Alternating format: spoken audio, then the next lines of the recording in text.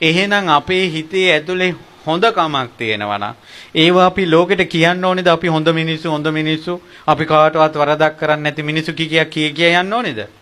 දෙවිවරුන්ට පේන්නේ හිත. දෙවිවරුන්ට පේන්නේ හිත.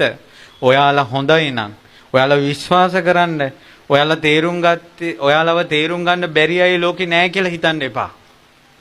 ඔයාලගේ හිත අවංකවම තේරෙන පෙනෙන අය ඉන්නවා. ඒ අය ඔයාලට ආදරේ, ස්නේහවන්තයි, කරුණාවන්තයි.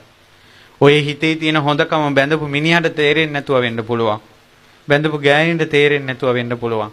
දරුවන්ට තේරෙන්නේ නැතුව වෙන්න පුළුවන්. නැන්දම්මට ඒලිට තේරෙන්නේ නැතුව වෙන්න පුළුවන්. ඔය හිතේ තියෙන අවංකකම සහෝදර සහෝදරියන්ට යාළුවන්ට කාටවත් පේන්නේ නැති වෙන්න පුළුවන්. ඒ වුණාට ඔබගේ හිත දකින්න කෙනෙක් ඉන්නවා. කියනවා ඔබ ඔක්කොම බේරුනේ මෙන්න මේ කරණවැමියා නිසා.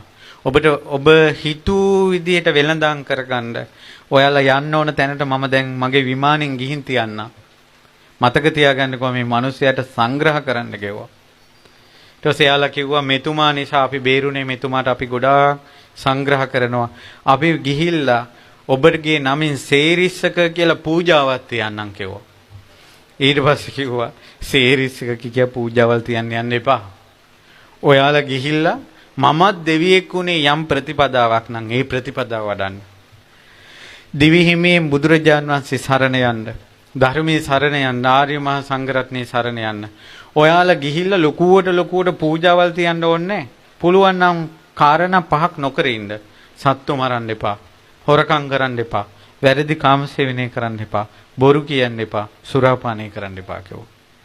පින්වතුනි අපිට චෛත්‍ය 100ක් උනත් හදන්න පුළුවන්. ඒ වුණාට පන්සිල් පද 5 රැක ගන්න එක අමාරුයි. වට වන්දනාවෙම යන්න පුළුවන්. පන්සිල් පද 5 රැක ගන්න එක අමාරුයි. මතක තියාගන්න වට වන්දනාවේ යෑමට වඩා පන්සිල් රකින්න එකේ විපාක වැඩි. දඹදිව යන්න පුළුවන් 7 වතාව. පන්සිල් පද 5 රැක ගන්න බෑ.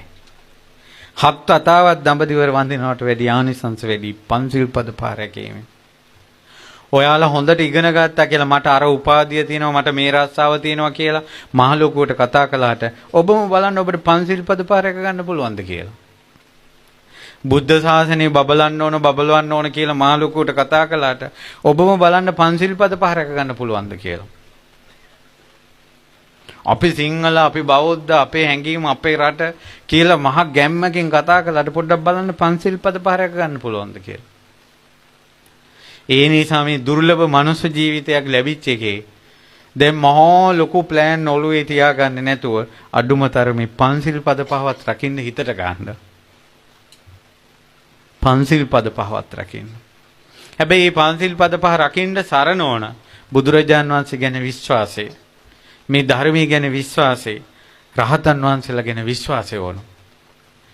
ඒ නිසා ඒක නිසා තමයි පාණාතිපාතා වේරමණී, අදින්නාදාන වේරමණී කියන්න කලින් බුද්ධං සරණං ගච්ඡාමි, ධම්මං සරණං ගච්ඡාමි, සංඝං සරණං ගච්ඡාමි, ဒ ුතියම්පි තතියම්පි කියලා දෙවනුවත් තෙරුවන් සරණ යන්නේ. පන්සිල් පද 5ක් රකින්න හිතක් එන්නේ බුදුරජාණන් වහන්සේ විශ්වාස කළොත්.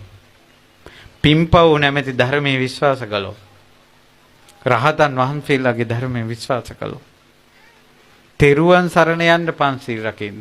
ඇත්තටම අද කාලේ ගිහි ජීවිතේ ඉඳලා තෙරුවන් සරණ රැකගෙන පන්සිල් පද 5 රැකගත්තොත් මහාන වුණා වගේ.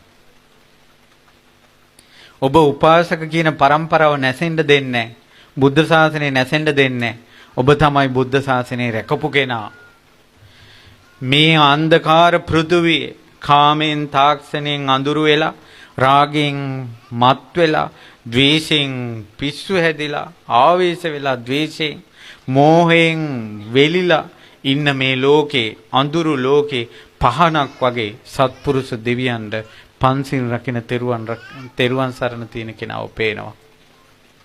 ඔබට මරණින් මත්තේ නම් බය වෙන්න දෙයක්ම නැහැ. නරක ලෝකෙක ඉපදෙයි කියලා හිතන්නවත් එපා.